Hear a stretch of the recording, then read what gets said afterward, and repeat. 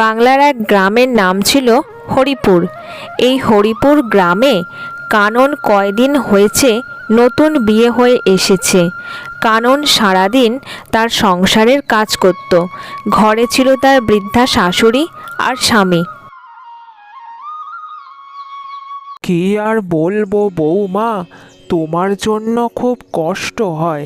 সারাটা দিন তুমি সংসারের জন্য খাটো, তাও আমার ছেলের মন পাও না। ছেলেটাকে মনে হয় আমি ঠিক মতো করে মানুষ করতে পারলাম না। সবই আমার কপাল মা। ছোটতে মা বাবাকে হারিয়েছি। মামা মামির কাছে মানুষ, ওরা তো চিরকাল আমাকে বোঝাই মনে করলো। সবই কপাল। দুঃখ সইতে সইতে এখন আর আমার কিছু মনে হয় না। সবই বুঝি কানন, তুমি ছোট বয়সে মা বাবাকে হারিয়েছো। বিয়ে হয়ে এই কদিন হলো আমাদের ঘরে এসেছো। তোমার কেউ নেই তো কি হয়েছে? আমি তোমার মা, তুমি আমাকে নিজের মায়ের মতোই মনে করতে পারো। চলো কানন, ঘরে চলো। আপনি আমাকে নিজের মেয়ের মতো ভেবেছেন, এটাই আমার কাছে অনেক বড় পাওনা। আজকাল কোমরে ব্যথা নিয়ে বড্ড ভুগি, না হলে তোমার হাতে হাতে দুটো কাজ করে দিতাম কানন। চলো এখন আমরা খেয়ে নিই।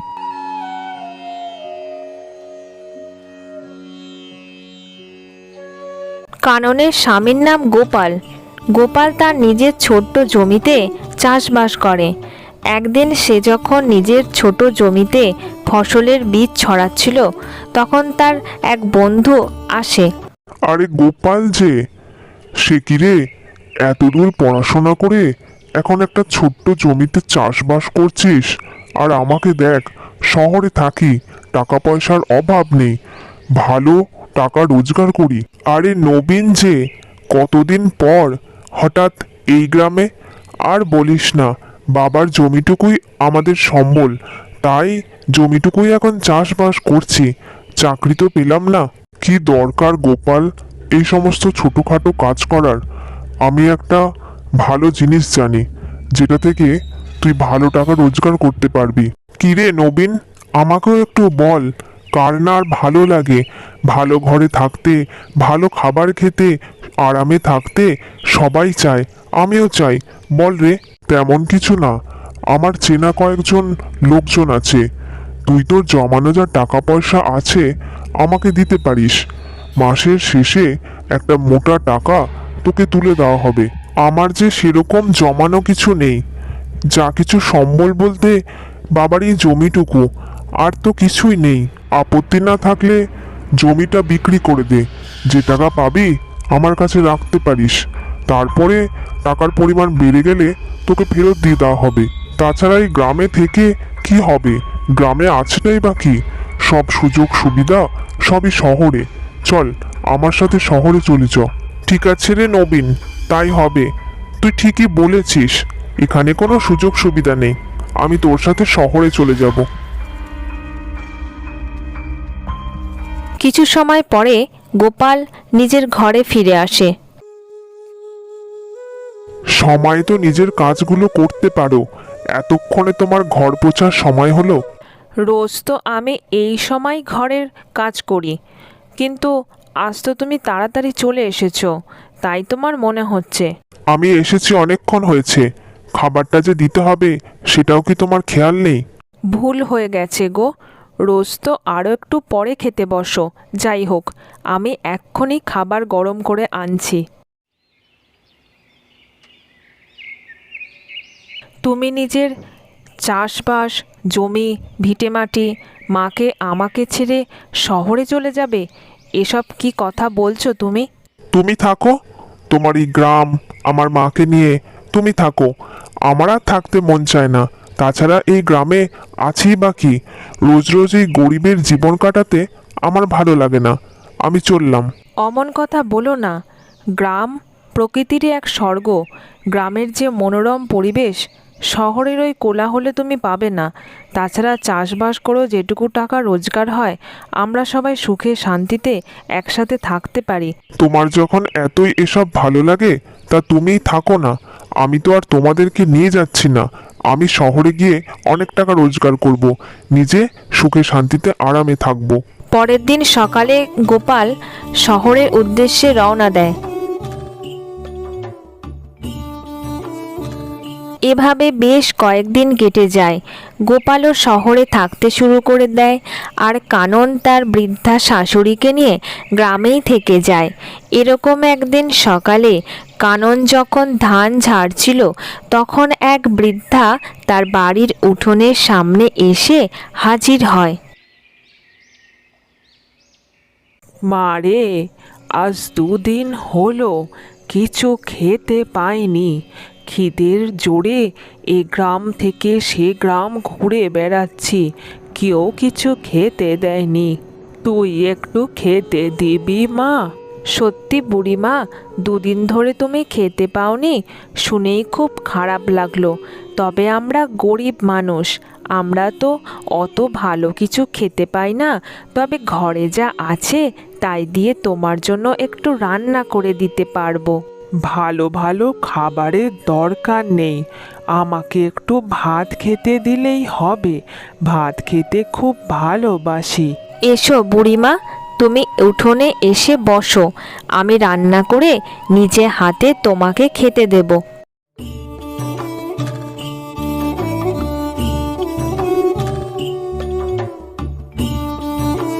তারপর ভাত রান্না হয়ে গেলে কানন নিজে হাতে সেই খাবার নিয়ে বুড়িমাকে খেতে দিতে যায়। মা, তুই আমার জন্য খাবার নিয়ে এসেছিস? খাও বুড়িমা, খাও, আমি নিজে হাতে তোমার জন্য রান্না করে এনেছি। আমরা গরিব মানুষ, আমার স্বামী চাষবাসের কাজ করত, কিন্তু সে শহরে চলে যায়। কোনো রকমে আমাদের সংসার চলে, তাই তোমাকে বেশি কিছু রান্না করে দিতে পারলাম না বুড়িমা। তুই নিজেও জানিস না তুই কত ভালো কাজ করেছিস।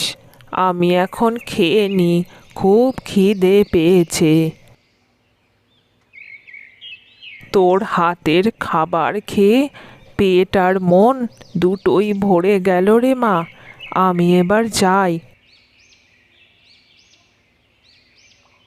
শোন, এটা রাখ, তোর কাজে আসবে।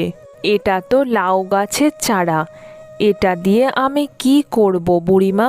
এই লাউ গাছের চারাটা তোর বাড়ির উঠানে বসিয়ে দিস। ঠিক সময় এটা ফল দেবে, তখন এর উপকারিতা বুঝতে পারবি। তোর এটা কাজে লাগবে। ঠিক আছে বুড়িমা, দাও তাহলে, আমি এটা বাড়ির উঠোনে লাগিয়ে দেব। এরপর সেই বুড়িমা সেই গ্রাম ছেড়ে অনেক দূরে চলে যায়, আর কানন সেই লাউয়ের চারা গাছটাকে যত্ন করে। তারপর এভাবে দেখতে দেখতে বেশ কয়েক দিন কেটে যায়। একসময় সেই লাউ গাছে অনেক বড় বড় লাউ ধরে। এর কিছুদিন পর গোপাল নিজের গ্রামে ফিরে আসে। শহর থেকে এসে সে সোজা নিজের বাড়িতে এসে, কানন, ও কানন, মা, বলি তোমরা ঘরে আছো? এ আমি কার গলা শুনছি মা? এ তো আপনার ছেলের গলা। তবে কি সে ফিরে এলো? আমারও তো তাই মনে হচ্ছে কানন। যাও তো, বাইরে গিয়ে দেখো তো গোপাল এসেছে কিনা। তুমি এতদিন পরে বুঝে আমাদের কথা মনে পড়ল? শহর ছেড়ে গ্রামে চলে এলে, বলি ওদিকে সব ঠিক আছে তো? বড় সর্বনাশ হয়ে গেছে কানন। তোমার কথা না শুনে বড় ভুল করেছিলাম। লোভে পড়ে নিজের বাবার জমিটা বিক্রি করে নবীনের সাথে শহরে গেছিলাম। ওখানে টাকাগুলো বিনিয়োগ করি, লাভ তো হয়নি, উল্টে আমার সব টাকা জলে চলে গেল। এখন কি হবে কানন? তুমি অত চিন্তা করো না, তুমি গ্রামে ফিরে এসেছো, এটাতে আমি আর মা খুব খুশি হয়েছি। চিন্তা করো না, ওই দেখো ঘরের চালে কত সুন্দর লাউ গাছ হয়েছে। হ্যাঁ, খুব সুন্দর লাউ চাষ হয়েছে, কিন্তু তা দিয়ে কি আমাদের সংসার চলবে? তুমি এই লাউগুলো নিয়ে বাজারে বসবে। লাউগুলো বিক্রি করে যে টাকা হবে তাতে আমাদের সংসার চলে যাবে। পরে যদি আরও লাভ হয় তখন শহরের দিকেও গিয়ে বিক্রি করতে পারবে। সত্যি কানন, আমি চাষি মানুষ, অনেক চাষবাস দেখেছি ছোট থেকে, কিন্তু এত সুন্দর লাউ এর আগে কোথাও দেখিনি।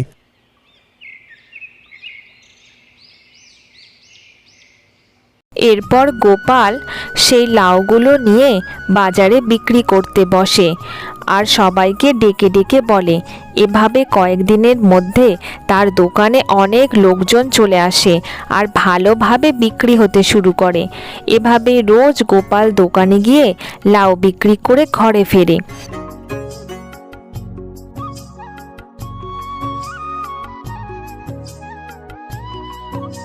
যা হয় ভালোর জন্যই হয় কানন। শহরে না গেলে বুঝতাম না যে বিপদের দিনে একমাত্র নিজের পরিবারই পাশে থাকে। তোমাকে আমি অনেক কষ্ট দিয়েছি, পারলে আমাকে ক্ষমা করো কানন। ওভাবে বলো না, আমি কিছু মনে করিনি। তুমি ফিরে এসেছো, আমরা তাতেই খুশি। একটা কথা কি জানো তো, মানুষ তার নিজের জায়গা থেকে সরে গেলেই নেমে আসে বিপদ। তুমি ঠিকই বলেছ, আমরা চাষি মানুষ, চাষবাসে আমাদের জীবনের লক্ষ্য। লাউ চাষ করে ভালো টাকায় রোজগার করছি। এরপর আস্তে আস্তে গোপালের পরিশ্রমে আর সততার জোরে সে একসময় একটা বড় পাকা বাড়ি তৈরি করে ফেলে। তারপর সুখে শান্তিতে তারা সবাই একসাথে বসবাস করে।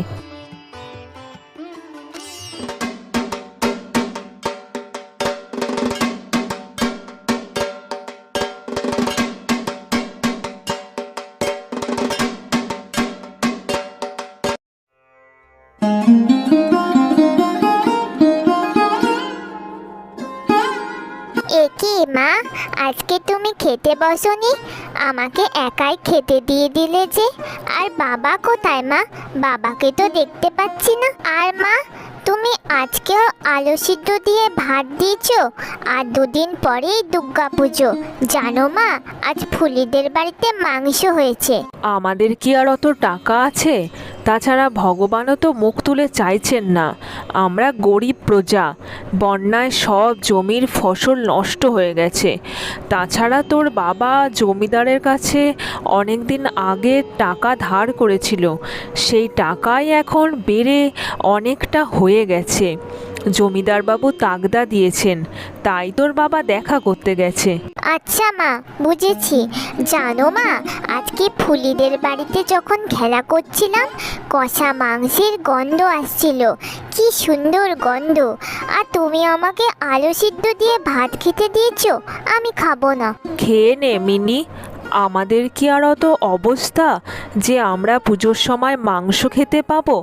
আলু সিদ্ধ দিয়েই ভাত খেয়ে নে, লক্ষ্মী মা আমার। ঠিক আছে মা, তুমি যখন বলছো আমি আলু সিদ্ধ দিয়েই ভাত খেয়ে নিচ্ছি।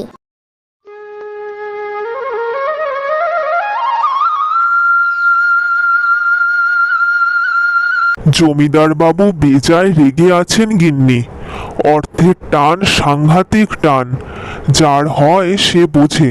ঠিকই বলেছ গো, ভগবান যদি টাকা পয়সা সবার মধ্যে সমান ভাগে ভাগ করে দিত, এত কষ্ট এত অশান্তি হতো না গো। ঠিকই বলেছ, কিন্তু সেটা তো কোনোদিন হয়নি আর হবেও না। এখন মাথায় মাথায় চিন্তা, অতগুলো টাকা শোধ করব কি করে। কিন্তু তুমি তো প্রতি মাসে টাকা শোধ করে দিতে, শুধু এই মাসেই বন্যার জন্য আমাদের চাষ হয়নি, তার জন্য অত টাকা ধার দেনা কি করে হয় গো? জানি না গিন্নি, জমিদার বাবু বললেন অনেক টাকা ধার, সময় মতো শোধ না করতে পারলে এই মাটির কুঁড়ে ঘরটাও হয়তো আর থাকবে না। তাছাড়া জমিদারি হিসাব নিকাশ আমরা কি আর অত বুঝি?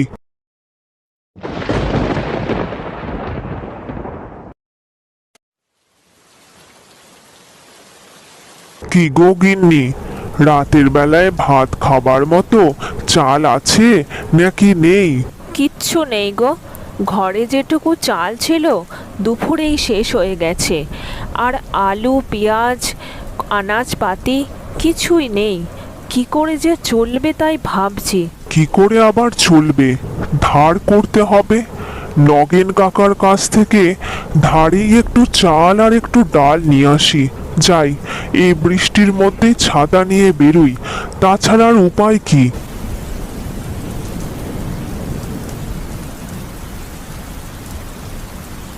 বলি বাবা, আমি অনেক দূর থেকে এসেছি। আজকের দিনটা এই গ্রামের একটা ঘরে যদি থাকার জায়গা পেতাম। সন্ধেও হয়ে গেছে আর বাইরেও খুব বৃষ্টি পড়ছে। মাসিমা, এই কাছে আমার বাড়ি, তবে আপনাকে দেখে তো বড়লোক ঘরের মানুষ বলে মনে হচ্ছে। আমরা যে গরিব কুঁড়ে ঘরে বসবাস করি। তাতে কিছু অসুবিধা নেই বাবা, আমার কুঁড়ে ঘরেও চলবে। আজকে রাতটুকু থাকার জায়গা হলেই হবে, কাল সকালেই আমি চলে যাব। ঠিক আছে মাসিমা, অত চিন্তা করতে হবে না আপনাকে। চলুন, আমি আপনাকে আমাদের বাড়িতে নিয়ে যাচ্ছি। আমার ঘরে আমার স্ত্রী আর ছোট মেয়ে আছে, আপনার কোনো অসুবিধা হবে না। মালতী, বলি ও মালতী, একবার এদিকে এসো দেখি, উঠানে একবার এসো। ডাকছিলে? বলো বলো, কি বলবে? মালতী, এই মাসিমা আজকে রাতটা আমাদের ঘরে থাকতে চায়। বাইরে প্রচন্ড বৃষ্টি হচ্ছে, তাছাড়া সন্ধেও হয়ে গেছে। মাসিমার ঘর এখান থেকে অনেক দূর। উনি যদি আমাদের ঘরে থাকেন, তোমার কি কিছু অসুবিধা আছে? না গো, আমাদের কোনো অসুবিধা হবে না। মাসিমা, আপনি আমাদের ঘরে থাকতেই পারেন। ঠিক আছে মালতী, তুমি তাহলে মাসিমাকে ভেতরে বসতে বলো। আমি নগেন কাকার দোকান থেকে চাল আর ডালটা নিয়ে আসছি, তারপর তুমি রান্না করে আমাদের সবাইকে খেতে দিও।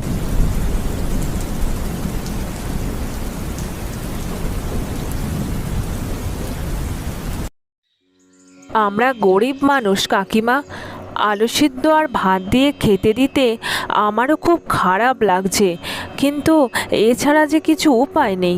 না না মা, তোমাদের মন অনেক বড়। অবেলায় অচেনা অতিথিকে আশ্রয় দিয়েছো, খেতে দিয়েছো, এটাই অনেক। আমি এটাই তৃপ্তি করে খাবো। আমাদের মতো গরিবদের অনেক কষ্ট মাসিমা। গরিব বলে এ পাড়ার কেউ ভালো করে কথাও বলে না। তোমরা অনেক ভালো মানুষ। এই পাড়ায় তো দেখলাম অনেক বাড়ি আছে, কিন্তু আশ্রয় তো তোমরাই দিলে। আমি অনেককেই বলেছিলাম, আশ্রয় কেউ দেয়নি। ভালো হয়ে আর কি পেলাম মাসিমা? আমাদের ভাগের জমিতে চাষবাস করে সংসার চলে। প্রতি মাসে সেই টাকা থেকে জমিদারকে টাকা দিতে হয়, কিন্তু এই মাসে ভালো করে ফসল ফলেনি। বন্যায় অনেক ফসল নষ্ট হয়েছে, কিন্তু জমিদার বাবু বলেছেন অনেক টাকা বাকি। সময় মতো শোধ দিতে না পারলে মাটির কুঁড়ে ঘরটাও আর থাকবে না। চিন্তা করো না মা, সব ঠিক হয়ে যাবে। ভগবানের ওপরে ভরসা রাখো। তাছাড়া আমি শুনেছি তোমাদের জমিদার বাবু কারোর সাথে কোনো অন্যায় করে না, সুতরাং একটু ধৈর্য ধরো, সব ঠিক হয়ে যাবে। জানি না মাসিমা, এক জীবনে যে আর কত দুঃখ পাবো, সত্যি এক এক সময় অবাক লাগে। ভালোভাবে থেকো মিনি, মন দিয়ে পড়াশোনা করো। একটা দিন থেকেই খুব মায়া পড়ে গেছে, কিন্তু আমাকে এখন যেতে হবে। যা বুঝলাম, মহেশ আর ওর স্ত্রী যথেষ্ট সৎ। ওরা মনে হয় প্রতি মাসেই খাজনা দিয়েছে, কিন্তু গণ্ডগোলটা অন্য জায়গায় হয়েছে। দেখেছো গিন্নি, গরিব প্রজারা যে খাজনা দিত জমিদার বাবুকে, সেখান থেকেই টাকা সরিয়ে আমি আজ এত বড় লোক হয়ে গেছি। সেই জন্যই রোজ রোজ মাছ, মাংস, বিরিয়ানির মতো ভালো ভালো খাবার আমরা খেতে পাচ্ছি। কিন্তু তোমার এই কাজ মোটেও ঠিক নয়। গরিব মানুষ কত কষ্ট করে ফসল ফলায়, তারপর জমিদার বাবুকে খাজনা দেয়, তুমি সেখান থেকে টাকা নিয়ে নিচ্ছ। আহ গিন্নি, অত সৎ হয়ে কিছু হয় না। দেখছো তো, সৎ পথে থাকলে এত উন্নতি এত অল্প সময় কি করতে পারতাম নাকি? নাও নাও, এখন কপা কপ খেয়ে নাও দেখি, আমারও বড্ড খিদে পেয়েছে। আচ্ছা আচ্ছা, তার মানে গোড়াতেই গণ্ডগোল। যাকে পেয়াদা হিসাবে নিযুক্ত করা হয়েছে সেই এসব কাজ করেছে।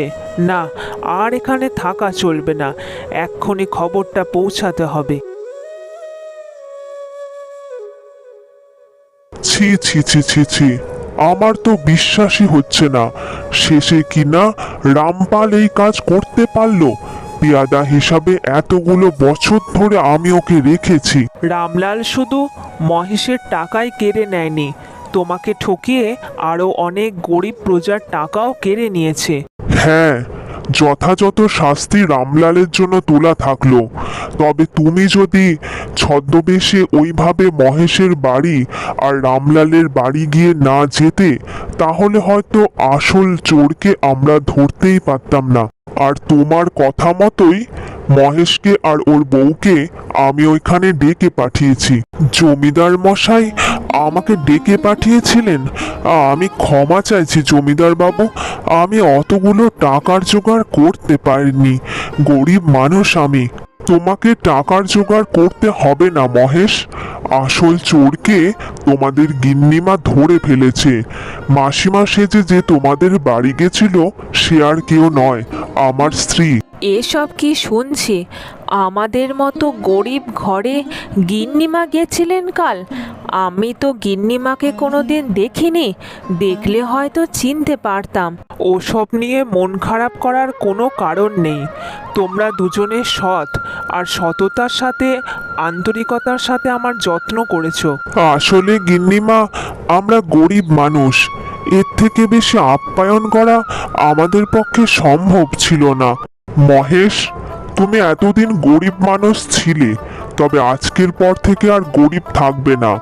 আমি রামলালকে সরিয়ে আজ থেকে তোমাকেই আমার পেয়াদা হিসাবে নিযুক্ত করব। সমস্ত কাজের দেখাশোনা এবার থেকে তোমাকেই করতে হবে।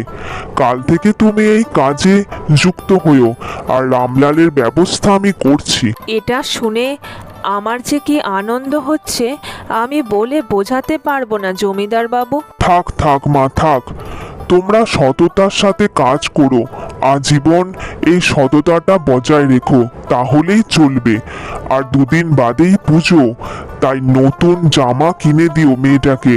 আর ভালো করে খাওয়া দাওয়া করো, আর তো কোনো অসুবিধা নেই, টাকার অভাব আর হবে না।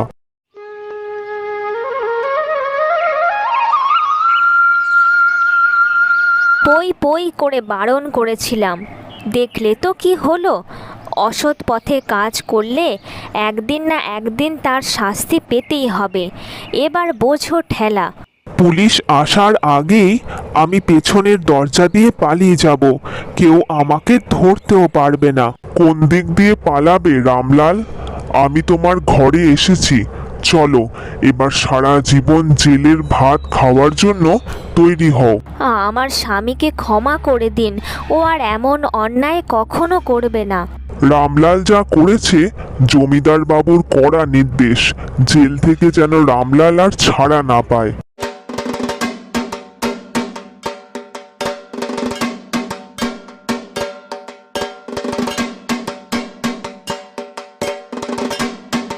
অনেকদিন পর খাসির মাংস আর সবার জন্য পুজোর জামা কিনে নিয়ে যাচ্ছি। জানো মা, আমার খুব আনন্দ হচ্ছে। এবছর পুজোয় ফুলেরও নতুন জামা হয়েছে, আর আমারও নতুন জামা আনতে গেল বাবা। তার সাথে আজকে খাসির মাংস খাবো, কি মজা হচ্ছে। সত্যি রে মিনি, আমারও খুব আনন্দ হচ্ছে। খাসির মাংস খেতে গরম ভাত দিয়ে আর কে না ভালোবাসে। তোর বাবা এলেই রান্না চাপিয়ে দেব। যাই মা, আমি একটু ফুলির বাড়ি যাই, ফুলিকে বলে আসি আমাদেরও আজকে খাসির মাংস হচ্ছে।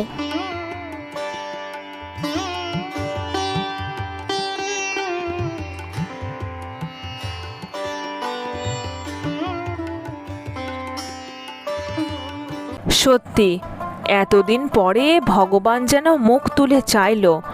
দুর্গাপুজোর এই শুভ সূচনায় আমাদেরও একটা নতুন জীবন শুরু হলো।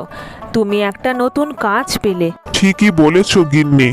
শুধু কি তাই, মিনিটার জন্য তো একটা জামাও কিনে দিতে পারিনি।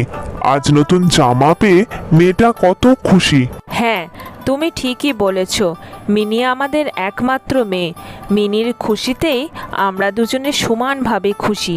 তবে আসল খুশি তো তোমার হাতের খাসির মাংস খেয়ে ফাটিয়ে দিয়েছো গিন্নি। এরপর থেকে মহেশ ও তার স্ত্রী ও সন্তানকে নিয়ে সুখে শান্তিতে বসবাস করতে শুরু করে।